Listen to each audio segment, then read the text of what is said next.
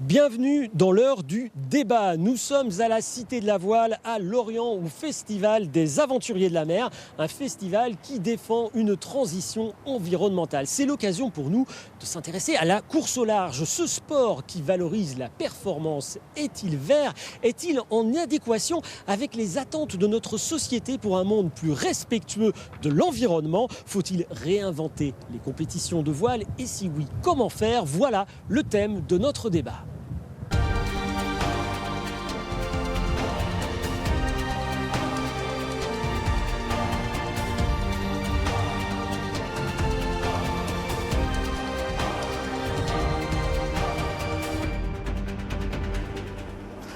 Et pour parler de course au large, évidemment, il nous fallait avant tout un skipper, l'un de ces aventuriers des mers qui nous font tant rêver, nous, les terriens.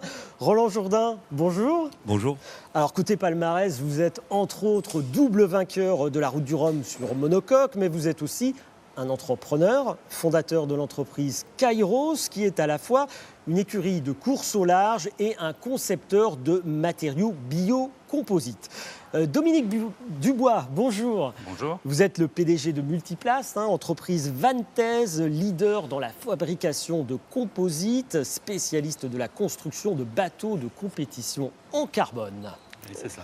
Avec nous également Patrice Valton. Bonjour. Vous êtes vice-président chargé des ports et de la plaisance pour l'agglomération de Lorient. Alors Lorient est au cœur de la Sailing Vallée bretonne. Quelle vision de la course au large vous souhaitez défendre? Quel futur imaginez-vous pour cette Lorient maritime? Vous nous parlerez de tout cela. Et en duplex, en visioconférence depuis la Haute-Savoie, Denis Aurault, merci d'être avec nous pour cette émission. Vous êtes l'ancien directeur de course du Vendée Globe et convaincu que la course au large doit changer de modèle. Vous nous direz pourquoi. Alors pour cette émission, notre dessinateur Loïc Schwartz nous a préparé quelques surprises. Évidemment, on va en regarder une tout de suite pour se mettre un petit peu dans le bain. Alors on le voit à l'image, d'un côté le skipper impatient de communier avec les éléments naturels et puis de l'autre les employés qui construisent le bateau. Ils sont masqués pour éviter de respirer des émanations toxiques. Alors évidemment, c'est une caricature, elle est forcément un petit peu cruelle, mais elle nous ramène à la source au début de l'histoire, qui est forcément la construction d'un bateau. Dominique Dubois, construire des bateaux, c'est entre autres la raison d'être de votre entreprise Multiplast. Vous vous voyez comme un pollueur des mers ou comme un créateur de rêves? Alors moi, je me vois comme quelqu'un qui participe au verdissement de la planète, à terme. À terme. Pollueur aujourd'hui, mais peut-être verdisseur demain. Beaucoup moins qu'il y a 20 ans et qu'il y a 40 ans. Effectivement, les produits qu'on manipule sont des produits qui sont à base de pétrole, les résines. C'est des produits qui sont pas terribles, mais on en utilise de moins en moins déjà, et on protège de mieux en mieux nos salariés. Ça, c'est une première chose. Mais les produits qu'on construit demain vont servir dans la vraie vie à toute la planète, à améliorer la consommation, à diminuer les efforts qu'il faut faire pour avancer un bateau. Voilà, donc quelque part on participe, on est précurseur, on est un peu comme des Formule 1 de la mer. Sur les Formule 1, on a inventé l'ABS, on a inventé les ceintures de sécurité, les turbos, tout ce qui fait qu'aujourd'hui, les voitures consomment moins, sont plus sûres. Nous, on fait les Formule 1 des mers. Ça permettra aux bateaux de demain d'être moins consommateurs, moins gourmands en énergie et probablement plus sûrs aussi. Alors vous plaidez un petit peu la patience, on l'a compris, les innovations, vous êtes en train de les créer et c'est peut-être ces innovations qui changeront le monde de demain. Mais certainement, moi j'en suis convaincu. Roland Jourdain, quand on est skipper professionnel aujourd'hui, on est quand même un petit peu mal à l'aise, non? Un peu schizophrène, parce que finalement, d'un côté, on communique auprès du public sur l'aventure en mer, la fragilité de l'homme face à l'océan, sur l'importance du respect de la planète, en se filmant aussi, et en même temps, on sait qu'on pratique un sport qui n'est pas toujours exemplaire. Oui, vous avez raison. Ma crise de schizophrénie. Il y a un petit malaise quand même. Ouais, ma crise personnelle, moi, ça a été dans le milieu des années 2000, enfin toute cette décennie-là où je naviguais beaucoup. Euh, et puis voilà, ce train au galop, en fait, de tout ce qui vous revient dans la tête, les bateaux vont de plus en plus vite. En proportion donc des parcours, la planète vous semble plus petite puisqu'on en fait le tour de plus en plus. L'équipage augmente sur cette planète.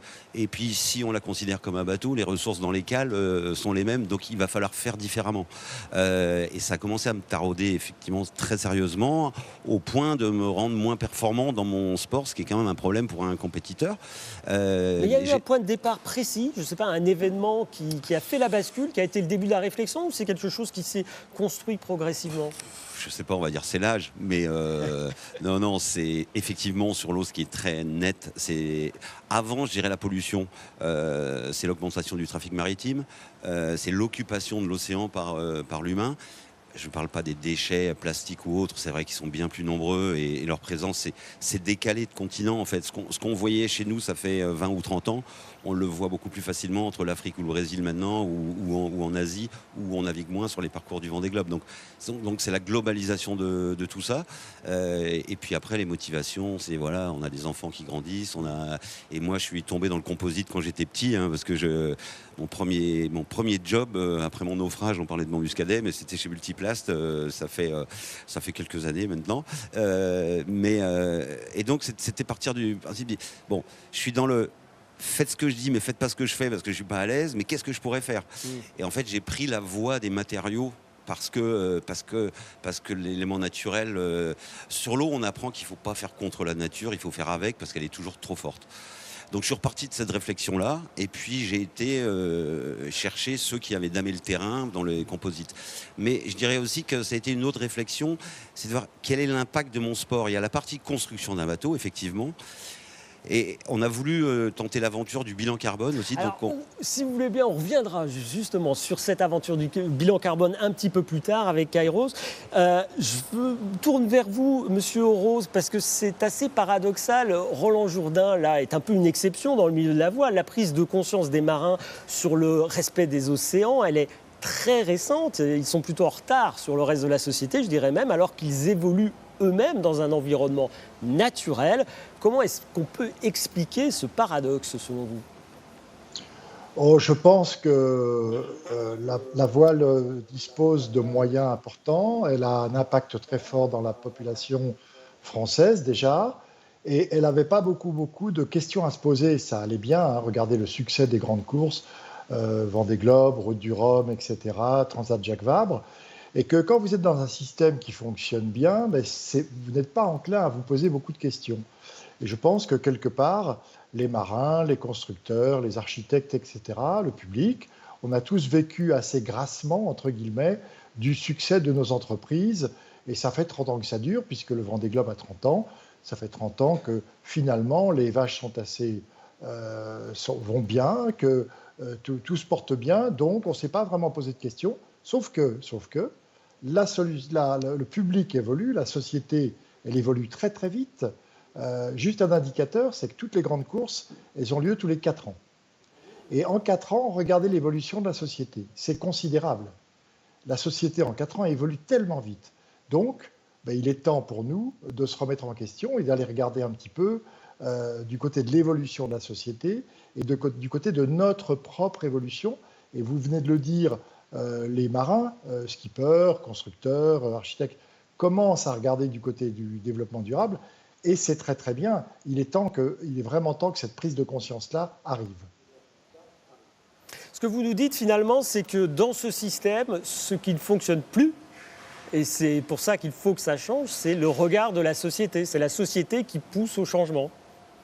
Oui, tout à fait. Je pense que les marins maintenant ont tout à fait conscience que le public demande autre chose que de la seule performance. Mais eux-mêmes, les marins, et on le voit avec le mouvement La Vague, par exemple, dont Roland fait partie, on voit bien qu'il y a une aspiration au changement. Quel changement? Ça va être la vraie question. Mais l'aspiration au changement, depuis, on va dire, 1 an, alors Roland était très précurseur dans sa démarche, avec Sophie Versoletto et leur fonds d'investissement, et Explore, etc., etc. Mais cette grosse prise de conscience de façon un peu collective, Elle a démarré il y a 1 an environ et elle est en train de se structurer. Il faut absolument qu'elle se structure pour donner des résultats. Alors Roland, je reviens sur ce que vous disiez. Vous avez installé votre écurie de course à Concarneau. Elle s'appelle donc Kairos Sailing. Et dès 2009, vous avez réalisé une analyse du cycle de vie de votre activité, votre bilan carbone. Qu'est-ce que vous avez appris de ce bilan carbone ?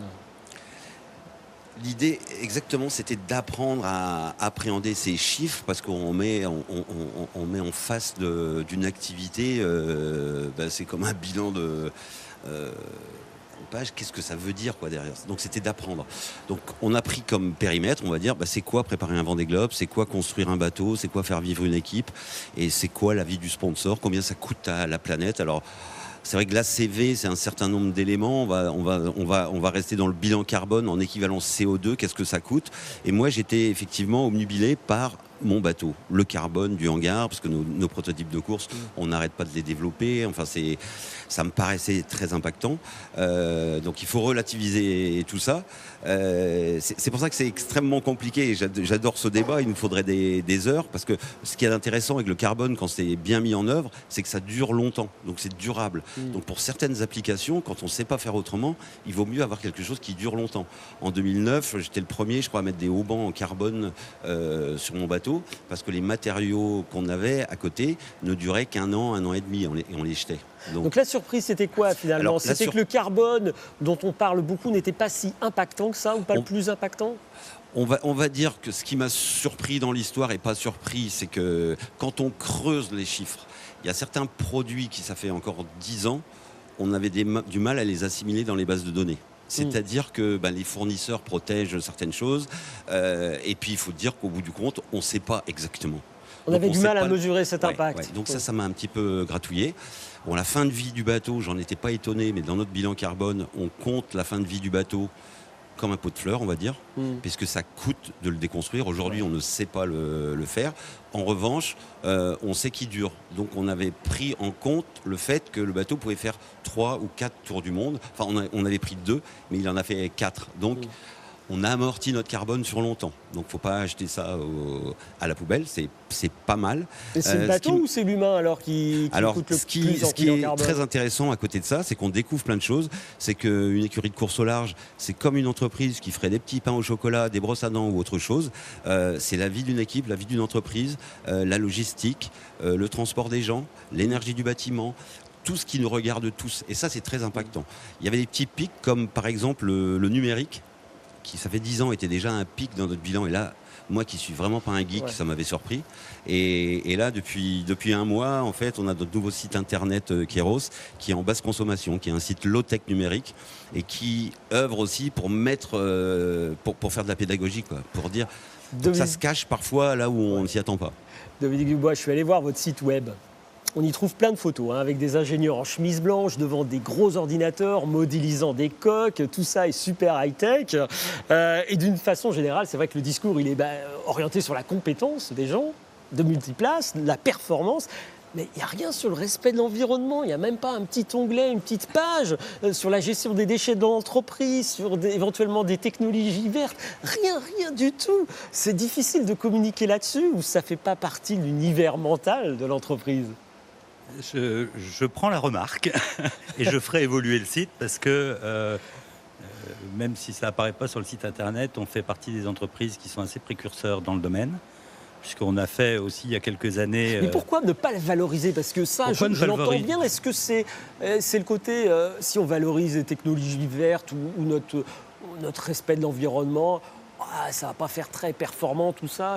On n'est pas entreprise de communication, effectivement. On est une entreprise industrielle, chantier naval et industries diverses et variées, on va dire. Notre clientèle, ce n'est pas le grand public. Et c'est vrai que mettre cet élément-là en avant, aujourd'hui, ça n'avait pas forcément de sens par rapport à votre client. De sens. Bon, c'est vrai que le site internet date un peu, et effectivement, je ne crois pas qu'on oublie de cocher l'onglet. Mais les skippers sont en train de changer depuis plusieurs années, on calcule le bilan carbone également des pièces qu'on construit et des bateaux qu'on construit au travers de logiciels. Vous parvenez à faire baisser ce bilan ? Il y a des progressions sur les technologies ? La grosse difficulté qu'on a aujourd'hui, c'est qu'on ne partage pas un outil de mesure commun. Donc, qu'est-ce que c'est quelque chose de vert? Est-ce que une course verte, c'est une course où on fait le tour du monde sans consommer d'énergie fossile?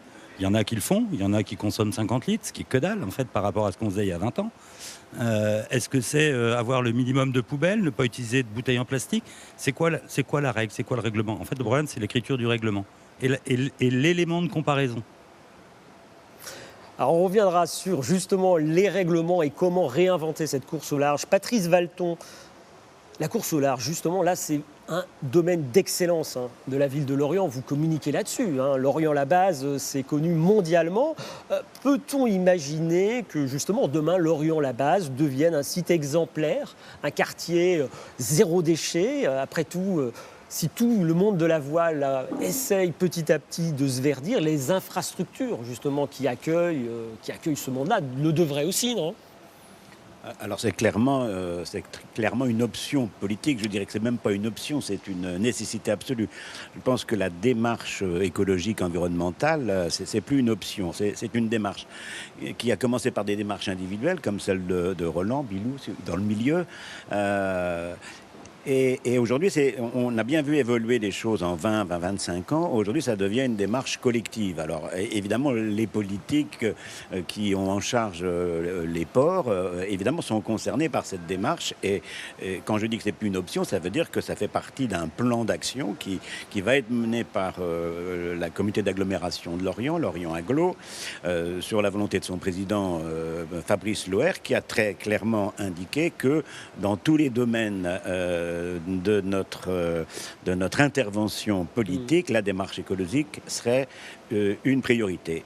Alors, parmi les actions un petit peu concrètes, vous avez déjà quelques pistes, parce que on critique souvent, on dit souvent qu'il y a des actions symboliques. Je ne sais pas, par exemple, demain, si vous créez une terrasse verte au-dessus des bunkers là, de la base de Lorient, on se dira c'est un peu gadget quand même. Si on crée quoi, j'ai pas bien compris. Si demain vous créez une terrasse verte sur les bunkers de Lorient, on dira que c'est un peu gadget. C'est de la provocation. Qu'est-ce que vous avez comme action un petit peu concrète? D'abord, il faut je pense qu'il faut être extrêmement humble parce que il faut aller voir les ports en Asie pour savoir comment ça marche. On est quand même effaré. Aujourd'hui, on est déjà bien avancé par rapport à certains ports de la planète. Donc,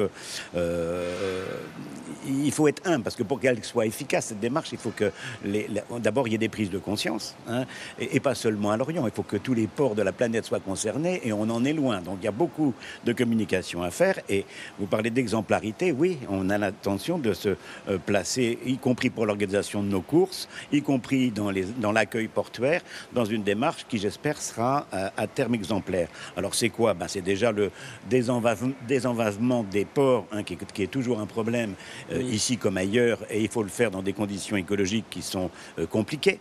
Compliqué parce que soit on peut immerger, clapper les boues parce qu'elles ne sont pas polluées, soit on ne peut pas le faire et il faut trouver des moyens de les dépolluer ou de les stocker. Donc ce sont des démarches compliquées, mais on est rentré dans cette démarche-là qui est extrêmement coûteuse parce qu'en fait, il n'y a pas d'autres solutions raisonnables. De la même manière, l'accueil portuaire, il doit être équipé de dispositifs à terme de récupération, non pas seulement des eaux noires, mais ce qu'on appelle les eaux grises. Il faut quand même savoir qu'il y a beaucoup de pollution par les produits vaisselle, par les produits d'entretien des bateaux et que ça, à mon avis, ça doit pouvoir se solutionner dans une démarche collective avec les industriels et c'est vraiment une source de pollution qui est significative. Il suffit de le voir dans les endroits où il y a un regroupement de flottes de bateaux dans des endroits touristiques. Pour ceux qui connaissent les Saintes, et je sais bien que mes deux co-invités ou trois co-invités le connaissent bien, on a vu une dégradation de l'eau simplement par la fréquentation des bateaux. Donc on n'est pas... En tout cas, il y a l'impulsion pour essayer de changer il y a la volonté les choses. De faire. On veut le faire avec humilité, parce que je pense que les démarches sont compliquées. On ne veut pas tomber non plus dans un dogmatisme écologique qui empêcherait les gens de vivre ensemble dans un port. Nous, on vide nos ports et il faut que la démarche écologique ne soit pas dogmatique. Il faut qu'elle soit pratique, vertueuse, mais en tout cas pas dogmatique, pas sectaire. Denis Aurault, les organisateurs de courses au large, ils tentent d'attirer évidemment un maximum de public pour financer leurs événements. que ce soit sur terre, dans ces villages, avec leurs barnums sur les quais, où se vendent finalement toutes sortes de marchandises, ou en mer, avec des vedettes souvent bourrées de téléspectateurs au moment du départ. Ce modèle-là, est-ce que vous le considérez encore moralement tenable à l'heure du changement climatique ? Si vous voulez, ce que je pense globalement, c'est que chacun doit faire quelque chose pour apporter sa pierre à l'édifice. Les organisateurs, eux, doivent vraiment voir comment diminuer leur impact. Les navigateurs, voir comment eux-mêmes peuvent diminuer leur impact. Les constructeurs, les voiliers, les ingénieurs, etc. C'est parce qu'on amènera chacun un petit bout à la solution que la solution va venir.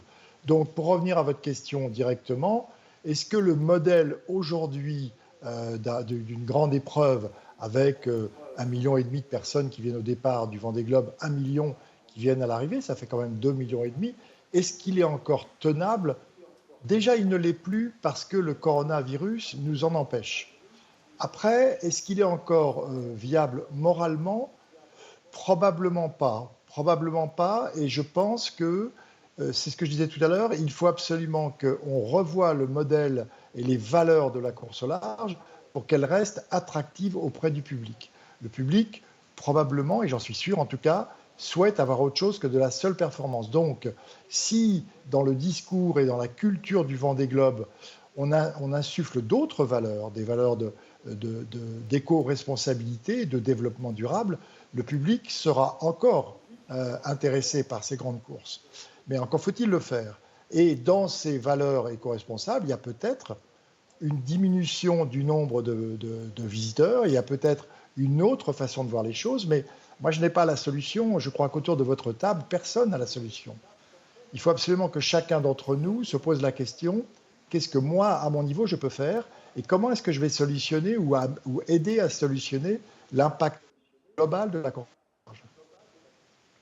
À votre niveau, Dominique Dubois, oui, je vous en prie. C'est un peu comme si on me disait on va faire des championnats de foot et on n'a plus le droit d'aller dans les stades. Pour vous, ne pas accueillir, chose, hein. Ne pas accueillir en masse le public, c'est un problème. Le public, il veut voir ces bateaux, ils veulent les toucher, ils veulent voir les skippers parce que c'est des aventuriers. Ils ont besoin de... Enfin, c'est le rêve en fait. Une course comme ça, c'est le rêve, c'est le Graal pour un grand nombre de participants. Donc, moi, j'ai du mal à comprendre. Je veux dire, fermez les stades, faites-les jouer à guichet fermé. Il y aura beaucoup moins d'intérêt pour le football. Et je pense que pour la voile, ça va être la même chose. Et on peut pousser le bouchon, effectivement. Quel est l'intérêt du sport en général ? Quel est l'intérêt de la course au large ? On peut se poser toutes les questions. Et c'est intéressant. Enfin, ce qui est intéressant dans ce qui se passe dans ce moment, et depuis 1 an ou 2, il y a la parole qui se libère dans le milieu de la course au large.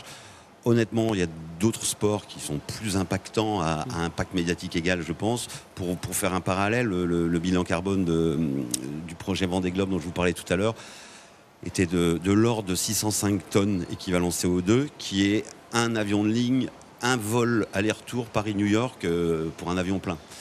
Donc pour un sportif qui traverse la planète 4 fois par mois pour un circuit international, même s'il n'a pas de bateau, il a que sa paire de godasses et un instrument, il est beaucoup plus impactant.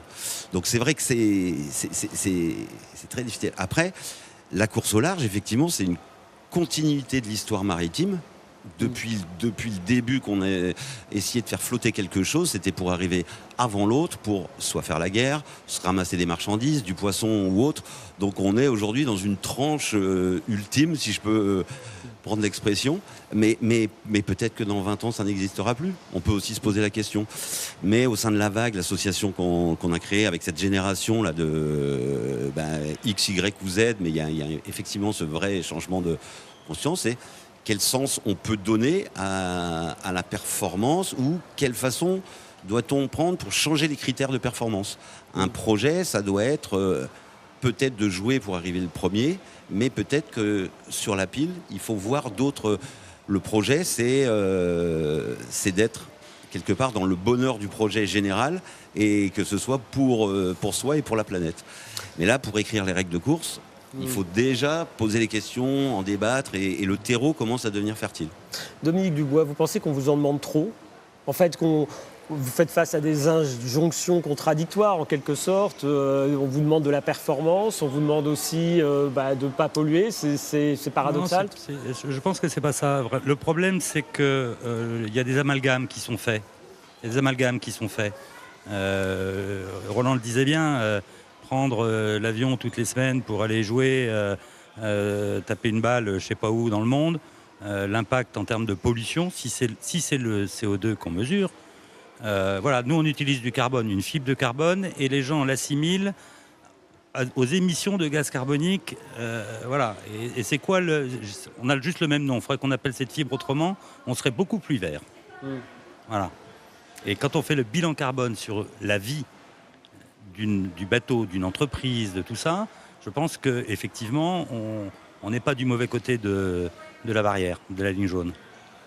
Alors, Roland Jourdain, vous nous en avez parlé il y a quelques instants de cette fameuse vague. Vous faites partie de cette association qui est une sorte de club de réflexion sur justement l'avenir de la course au large. Une première réunion publique a eu lieu le 13 février dernier. C'était à l'université de Bretagne Sud. Alors, c'est quoi cette fameuse vague? Explication dans ce reportage de Laïla Agoram et Philippe Quéroux. C'est dans le petit port finistérien de Sainte-Marine que nous retrouvons Jean-Baptiste Lolivier. Retraité de la course large, il a bien voulu revenir sur un épisode douloureux de son passé de skipper. C'était il y a 10 ans. Elle est juste là. Elle est juste là, à côté du bateau. Je la vois ici, et il reste 9 secondes. Et là, je percute, merde, je suis en train de faire une connerie. Là, juste là, une baleine. Merde, j'ai tapé la baleine. Aïe. Merde, il y a du sang. C'est quand même un bateau de course, quand même. C'est tranchant. Et à 10 nœuds, ça a dû sectionner. C'est les boules, parce qu'on en est là. Mais pris dans le truc, pourquoi j'ai pas pu abattre, je le dis moi-même après, quoi. Mais putain, t'es con, pourquoi t'as pas abattu? Je commence à comprendre. Si Jean-Baptiste Lolivier est l'un des rares à avoir filmé et partagé cette triste rencontre, il n'est pas le seul, loin de là, à avoir heurté au moins une fois dans sa vie de navigateur un mammifère marin. Un impact sur l'environnement parmi tant d'autres qui pourrait bien écorner l'image de sport propre qui nourrit la course au large. Sur cette planète, il y a de plus en plus de monde qui habite, l'équipage s'agrandit et quand les ressources dans les cales diminuent, il faut trouver des solutions. Et donc notre métier à tous est en plein dans ce créneau-là. Ça fait bien 10 ans que le navigateur Roland Jourdain répète que l'océan est un peu le tapis qu'on soulève pour cacher la poussière. Mais aujourd'hui, la jeune garde de la course au large lui emboîte le pas. Parce que l'urgence nous pousse à aller plus loin et à structurer nos différentes démarches. La Vague, un nouveau collectif de skippers professionnels engagés pour améliorer les pratiques dans leur milieu. On parle de matériaux, mais on peut parler de la vie à bord aussi, de l'alimentation, de tous les packaging, on peut parler de la logistique. Ça coûte très cher de se promener en avion ou autre. Là aujourd'hui dans cette salle, il y a peut-être 80% de la course au large française. J'exagère un petit peu, mais c'est presque ça, quoi. Donc finalement là, si les 200 personnes qui sont là dans cette petite salle à Lorient, elles bougent, elles avancent et elles font un vrai impact, on a un impact sur la course au large mondiale. La Vague veut pousser tous les acteurs de ce beau sport à faire mieux, même si pour ça, il faut accepter d'aller moins vite. C'est très étudié. Roland, on vous voit à l'image en tournée de la jeune génération de skippers, sans vouloir vous faire offense, bien sûr. La révolution verte, alors, dans le milieu de la voile, c'est eux qui vont la faire? Bien sûr, oui, je leur souhaite, et puis tous ensemble si possible, mais ça fait plaisir. De la même façon que sous d'autres cieux, dans notre fonds de dotation et pas d'investissement, comme disait Denis, dans notre fonds de dotation Explore, je vois cette jeune génération X, Y ou Z, je ne sais jamais comment l'appeler, mais c'est 25-35 qui se posent des questions sur le sens de leur métier à venir. Dans la course au large, on a depuis, je dirais, 1 an et demi quelque chose qui se passe, parce que le mouvement de la Vague, cette réunion à l'UBS au mois de février, on l'aurait fait, ça fait 5 ou 6 ans encore, on n'aurait pas fait un fauteuil. Donc il y a vraiment quelque chose qui se passe. Il y a des gens, je ne vais pas tous les citer, mais j'ai eu un SMS tout à l'heure de Guénolé Gaïnet, qui est un des skippers de plus grand talent de sa génération, et qui se pose cette question-là. Je ne veux pas continuer dans le modèle, ça ne m'intéresse pas, je vais faire autre chose. Mais ils nourrissent les uns les autres des réflexions super intéressantes sur les compétences générales du milieu, qu'est-ce que ça peut donner pour la suite. Il peut y avoir des répercussions sur des courses à la voile pour transporter du fret maritime, pourquoi pas, transporter des gens, alors qui n'en feront certainement pas un circuit régulier, mais pour donner des idées à d'autres. Donc je pense que c'est très... Ça n'a jamais été plus excitant qu'aujourd'hui. Et le fait qu'il y ait ces jeunes skippers, eh bien, il y a des équipes qui viennent, des constructeurs, des bureaux d'études, et puis voilà, il y a un besoin qu'on sentait absolument pas. Quand on a commencé nos fibres végétales, ça fait 10 ans, les skippers de ma génération pensaient que j'allais fumer mon chanvre plus que le mettre en œuvre, réellement. Denis Oraud, ça vous a étonné, cette impulsion de jeunes skippers, leur création de ce laboratoire un petit peu d'idées? Non, ça m'a surtout fait très plaisir, parce que en fait, ça fait très longtemps, depuis 2004, que je pense qu'il faut absolument donner une autre valeur à la course au large. Donc, voir ces jeunes skippers et surtout cette mixité et surtout cette transgénération qui arrive et qui se met ce laboratoire en place, c'est vraiment très satisfaisant. Voir la vague et l'émulsion qu'elle suscite, c'est très satisfaisant. Après, il va falloir se poser la question du changement de modèle ou de l'action concrète. Une fois que la vague aura vraiment donné le maximum d'idées, le maximum de suggestions et de propositions. La grande difficulté va être comment on passe à l'action. Alors, aujourd'hui, on n'a pas d'organisme capable de dire aussi bien aux constructeurs qu'aux skippers qu'à qui que ce soit, voilà ce qu'on va faire. Ça n'existe pas. Donc, il va falloir que chacun réfléchisse aux meilleurs moyens d'agir dans son domaine de façon à avoir des convergences d'action.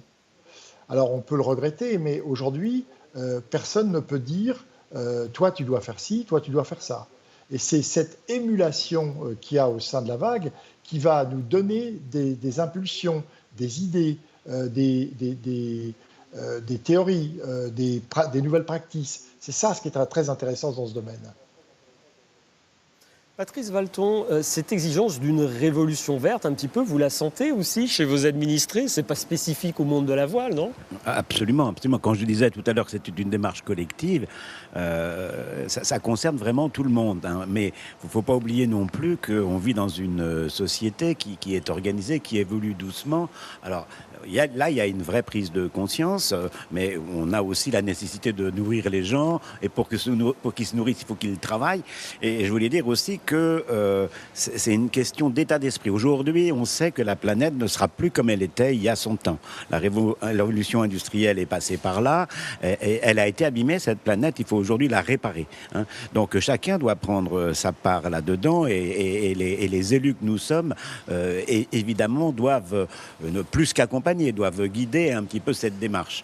Et les initiatives qui sont prises par les coureurs nous rassurent un peu quelque part. Ça veut dire que la compétition de la course au large, qui est quand même, je crois, une des compétitions les moins polluantes, hein, compte tenu de la manière dont on propulse les bateaux, elle n'est pas polluante. Mais on est quand même concerné. Et aussi, on est tous amoureux de la mer ici, et on voit cette mer qui s'est dégradée depuis 30 ans, et nous qui vivons dans un port, on est terriblement concernés. On est terriblement concernés.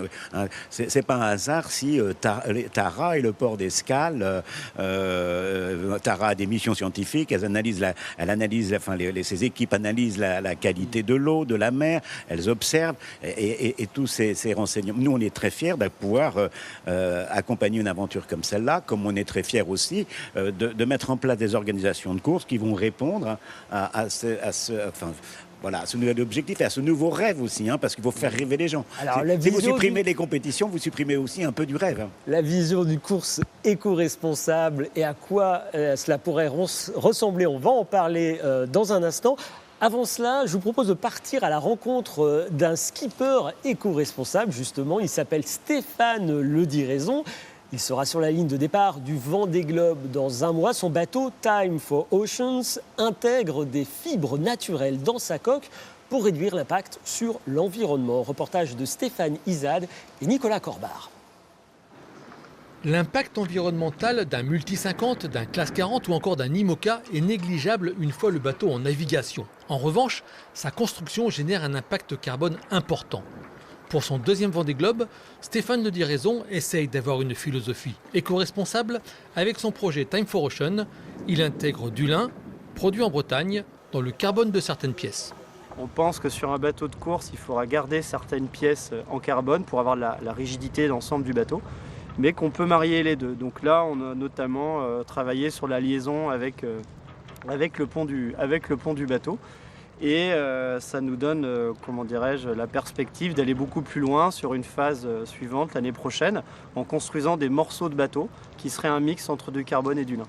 Le meilleur déchet étant celui qu'on ne produit pas, Stéphane actualise son bateau avec des appendices qui étaient destinés à la destruction, ce qui, en plus, économise le coût de fabrication. J'ai récupéré les foils, les puits, c'est-à-dire les fourreaux dans lesquels coulissent les foils, et les systèmes de réglage. Donc on a regreffé ça sur le bateau, et en plus, les dérives, qui sont des appendices verticaux qui étaient précédemment installés sur ce bateau, ont été réinstallés sur un catamaran de croisière de 60 pieds. Ça me plaît beaucoup comme démarche parce que ça illustre en fait cette forme d'économie circulaire. Le Breton travaille sur 3 axes. L'intégration de matériaux naturels comme de la résine à base de colza, la mutualisation des moules pour limiter coûts et matières premières. Il envisage d'ailleurs de pousser le raisonnement encore plus loin. On a proposé une solution où on se passe d'un moule. Donc, c'est-à-dire nos bateaux, avant de les construire, on construit sa forme avec un moule. Puis, comme ce sont des prototypes, ce moule est détruit.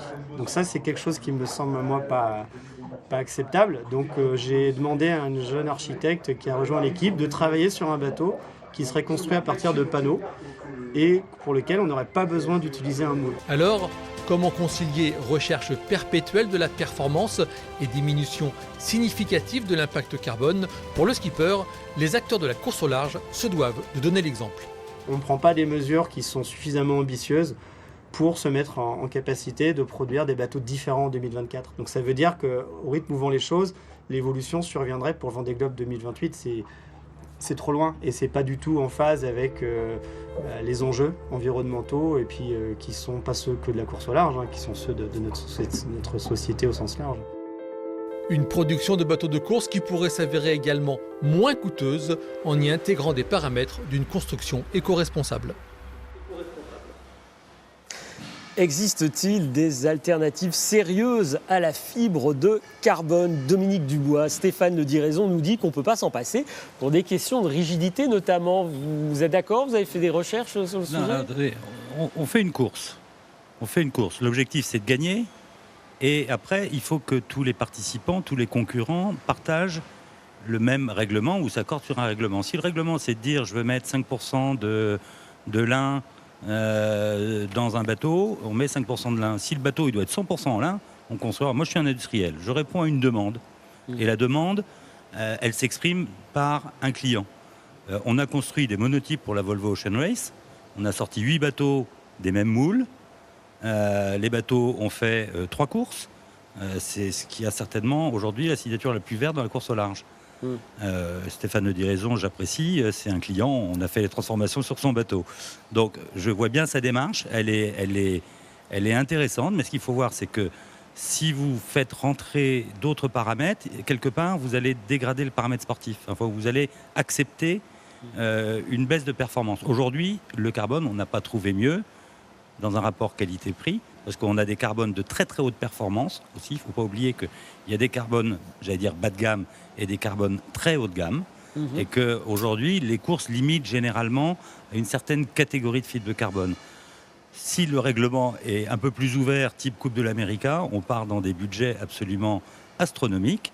Encore que sur la Coupe América, on a construit les moules du bateau anglais de la Coupe, le projet Ineos, et on l'a fait avec du carbone recyclé, parce que dans le règlement de la Coupe de l'América, il y a 7 critères éco-friendly, et il faut en respecter au moins 3, et les équipes doivent choisir parmi ces critères-là. Donc nous, on répond vraiment à une demande. Alors, on peut proposer, on peut faire des choses, mais c'est quoi l'équation performance voilà. Denis Hérault, est-ce que vous êtes d'accord avec ça finalement? La question, c'est est-ce qu'on peut concilier écologie et performance, ou est-ce qu'on doit forcément sacrifier l'un pour obtenir l'autre? Écoutez, je n'ai pas la réponse à votre question précise. Ce que je pense, c'est qu'il faut raisonner en termes de timing. Dans un premier temps, et Dominique vient de le dire et il a tout à fait raison, c'est compliqué de se passer des produits et des matériaux très performants.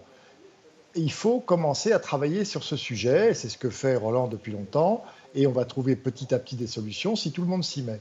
Mais entre-temps, la capacité de la course au large, elle est fabuleuse parce que, je le disais tout à l'heure, il y a 1,5 million de personnes qui viennent au départ du Vendée Globe et 1 million à l'arrivée, mais surtout parce que pendant 4 mois, l'ensemble de la population française, par exemple, suit la compétition. Et je pense que la course au large se doit de faire passer des messages et d'avoir une autre mission que celle de faire uniquement de la performance. Elle en a le devoir parce qu'elle rentre dans tous les foyers. Je vais juste prendre un exemple. Pendant le Vendée Globe, on passe 1 mois à peu près, enfin 3 semaines à descendre dans l'Atlantique, 3 semaines à remonter de l'Atlantique, et 3 semaines, et 3 semaines à peu près le long de l'Antarctique. Or, l'Antarctique, on le sait tous, c'est un sujet d'étude fondamental de la science. Or, jamais, pendant le Vendée Globe, on ne parle de l'Antarctique, de la recherche scientifique, des ressources naturelles qu'il a, etc., etc. Je pense que c'est très dommage que, en attendant que la course au large se révolutionne par ses matériaux et soit moins impactante, je pense que c'est très dommage qu'on ne bénéficie pas de l'impact qu'elle a dans le public pour véhiculer des messages, pour avoir une autre mission sociétale que celle que seulement d'aller du point A au point B. Donc je crois qu'il faut réfléchir par step.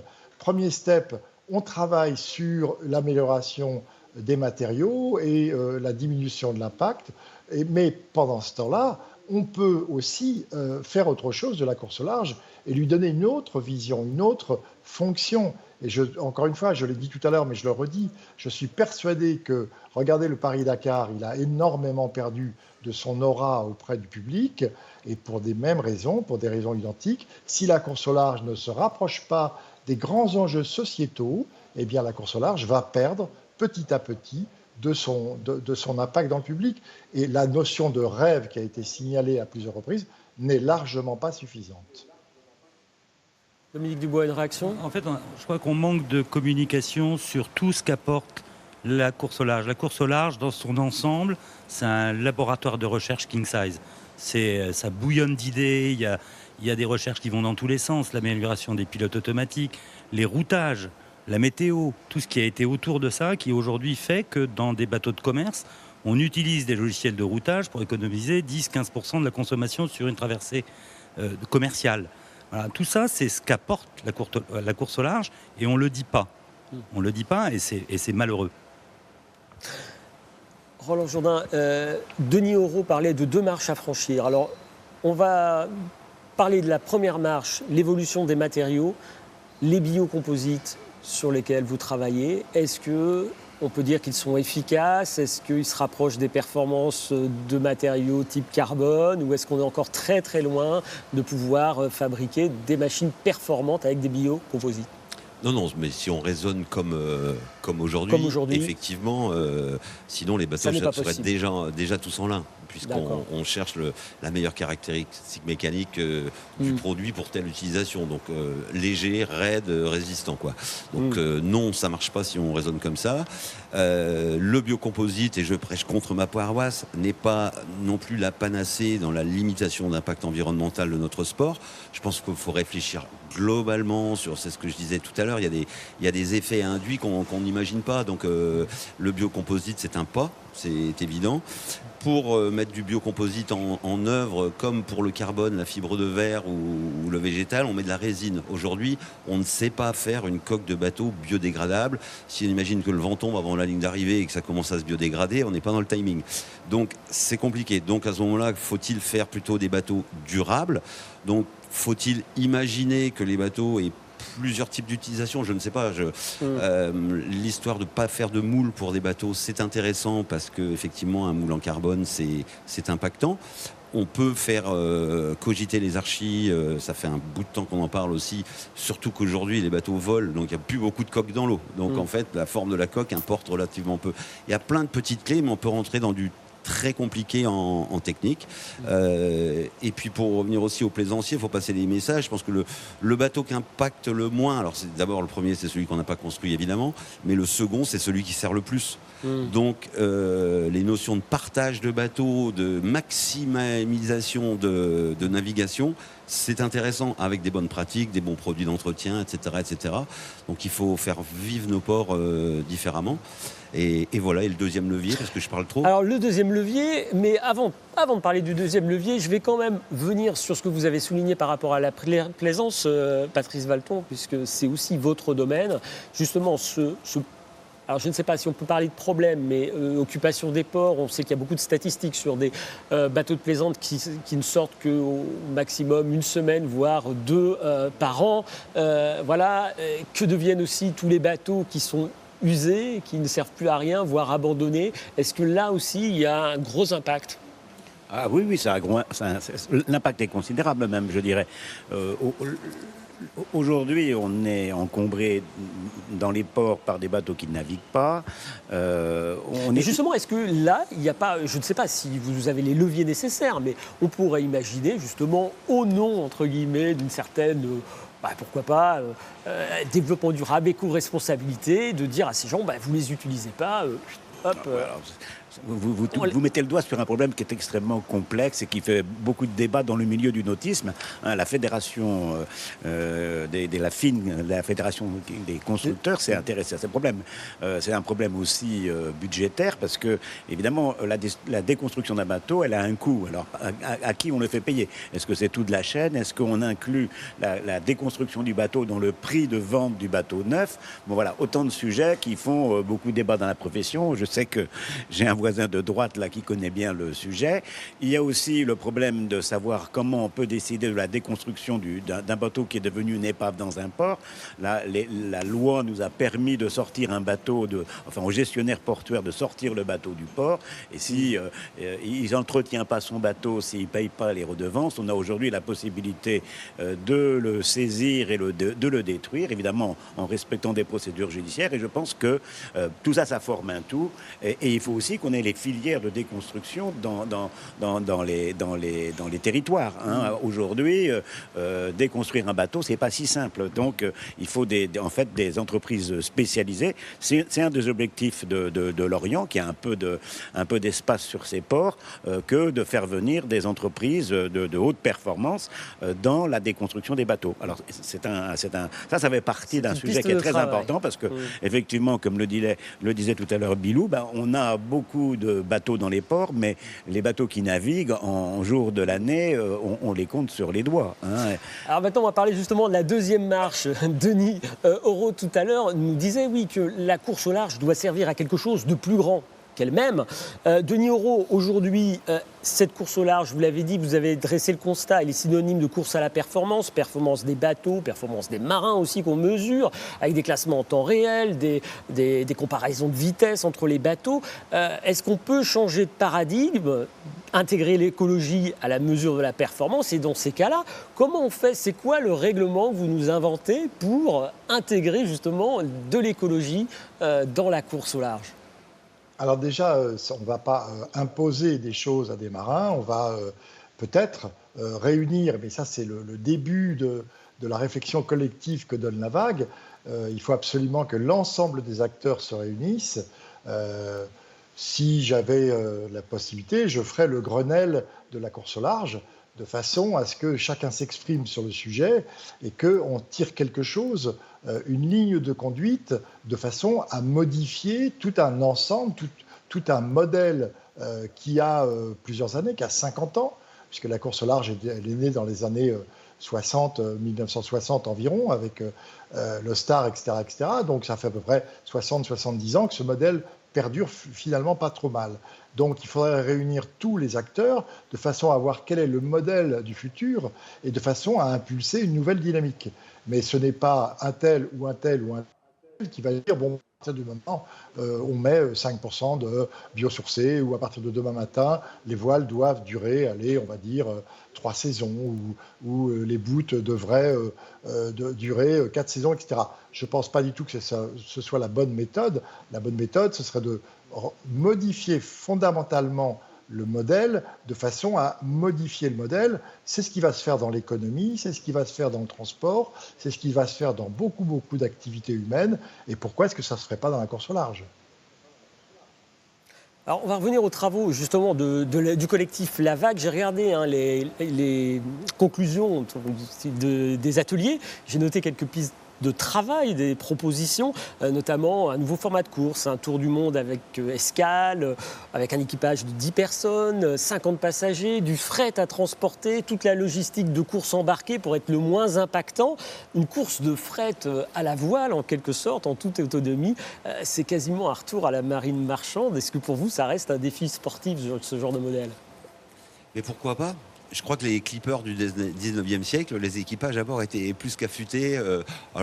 Je ne sais pas si c'est du tout un modèle à prendre, mais c'est intéressant de mettre la chose sur le tapis parce que de toute façon, ça, comme je le disais tout à l'heure, hein, notre sport et notre passion, notre métier, on a la chance de le faire, mais c'est la peau d'orange sur une longue histoire maritime. On parle aujourd'hui du transport éolien ou à propulsion éolienne à la voile pour le fret maritime, pour les transports de passagers, parce que tout simplement, à un moment, il n'y aura plus de pétrole. Dominique Dubois, vous ? Moi, je trouve ça intéressant parce que quand on voit le succès d'un Golden Globe qui se fait sur des bateaux de plus de 50 ans, en solitaire, sans escale, sans GPS, sans désalinisateur, sans rien, et qu'on voit le succès de cette course-là, on se dit que les formats peuvent changer. Il y a une sorte d'intérêt pour les revivals. Moi, je suis inscrit pour naviguer autour du monde en équipage avec escale dans 3 ans. On va le faire en équipage avec 10 personnes. Je ne suis pas sûr qu'on soit plus éco-friendly qu'un IMOCA qui tourne, parce que je pense qu'on va consommer plus de 1000 litres de gasoil. Mais juste pour faire recharger les batteries, vous voyez ce que je veux dire. Mais il y a un intérêt, on le fait sur des vieux bateaux de plus de 40 ans. Il n'y a pas de pilote automatique. Les voiles n'ont pas le droit de descendre du bateau. Merci messieurs. Voilà. L'heure du débat, c'est déjà terminé. Il y aurait encore énormément de choses à dire. Il faudra qu'on refasse une émission là-dessus. Mais en tout cas, le festival, lui, des aventuriers de la mer continue jusqu'à ce soir à la Cité de la Voile Éric Taberly à Lorient. Merci à tous d'avoir accepté notre invitation. Merci monsieur Auro qui était avec nous en visioconférence depuis la Haute-Savoie, d'avoir accepté de débattre sur ce futur de la course au large pour rendre ce sport toujours plus éco-responsable. Dimanche prochain, vous retrouvez votre rendez-vous politique animé par Robin Durouan. Il recevra un passionné de voile aussi, il s'appelle François Goulard, le président du conseil départemental du Morbihan. À suivre votre journal régional présenté par Valérie Chopin. Bon dimanche à tous.